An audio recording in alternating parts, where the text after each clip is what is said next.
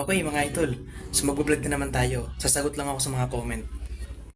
Yan, so may nag-comment dito si Christopher Rio. Sabi niya dito, paano i-remove yung Freezer app? Yan, itong Freezer app na to para lang to sa mga itel, Tecno, saka Infinix. So pakita ko kung paano i-remove siya. Kasi ayaw niya eh. Okay. Okay, dito tayo sa cellphone natin sa itel RS4. Yan, so punta tayo sa settings ng phone para mabura. Then hanapin natin yung personalize. Then hanapin mo yung desktop setting ito. Desktop settings. Then hanapin mo yung others, Then i-uncheck mo to. Then saka mo to tanggalin sa freezer. Yan, saka may balik yun.